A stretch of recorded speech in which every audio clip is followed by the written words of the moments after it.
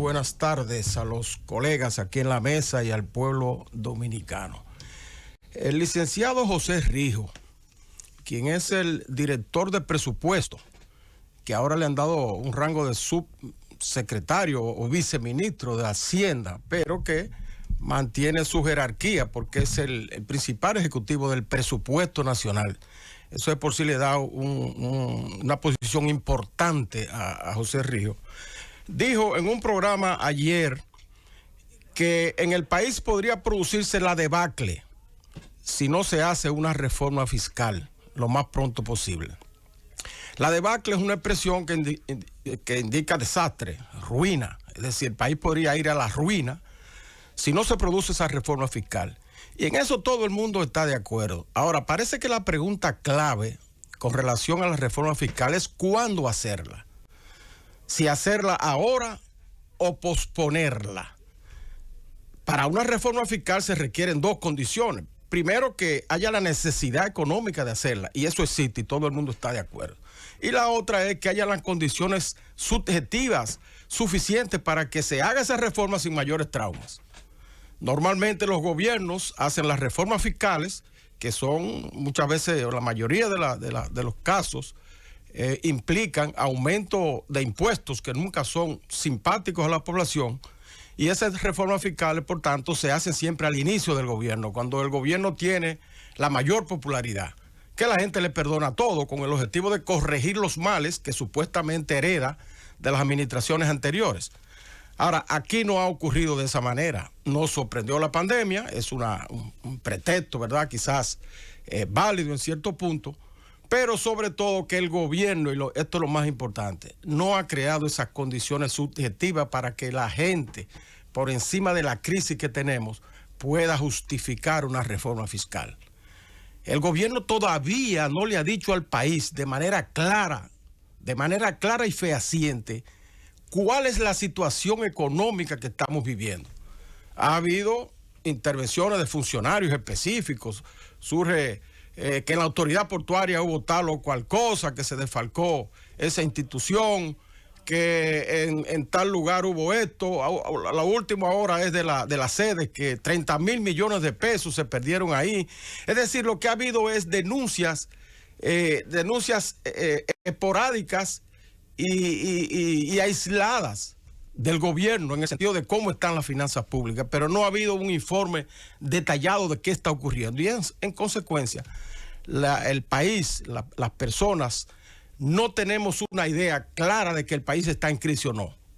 Muy por el contrario, muchas veces lo que vemos es los funcionarios, a veces hasta el propio presidente de la República, hablando como si todo estuviera normal, y justificando ciertas situaciones en el sentido de que estamos creciendo, de que hay estabilidad, de que las exportaciones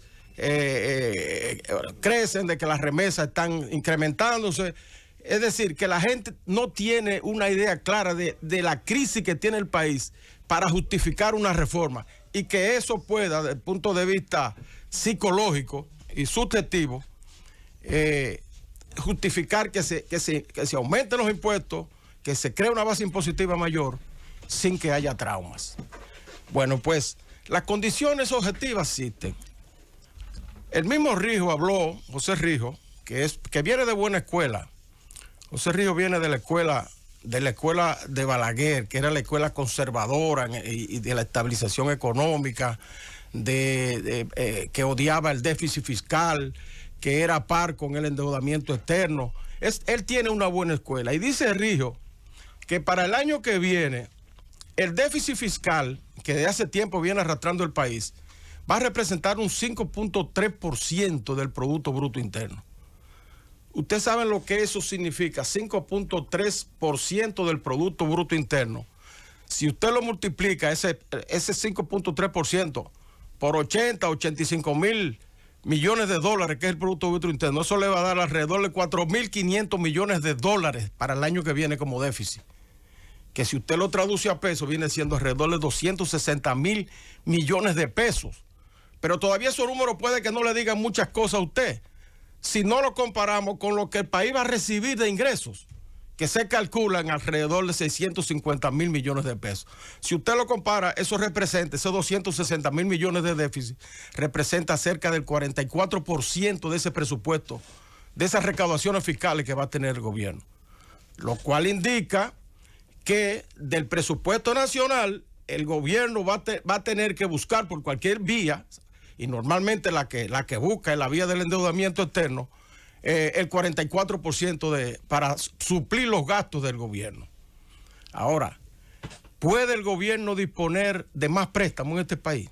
Cuando se habla de que el 70% ya de ese Producto Bruto Interno está comprometido con la deuda externa, o la deuda pública en sentido general. Evidentemente que no. El sistema se agotó. Aquí no hacemos reforma fiscal desde el 2012. Y todo ese tiempo que ha pasado, cerca de 10 años, el gobierno lo ha suplido ese déficit permanentemente, endeudando el país, aumentando la deuda. Pero ya la deuda prácticamente llegó al tope. Entonces ese modelo hay que cambiarlo, hay que revertirlo completamente. De suerte entonces que la reforma fiscal no puede ser un parcho para aumentar impuestos, sino que tiene que ser una reforma que revierta todo este modelo económico que ya se agotó. Aquí hay que restablecer un nuevo sistema de suerte que podamos vivir en equilibrio, que el país pueda gastar lo que efectivamente produce, porque gastar más de lo que produce, como ha sido la tónica de los últimos años, nos está llevando a una situación que puede ser debacle, que puede ser desastrosa, como vaticina nuestro amigo José Rijo.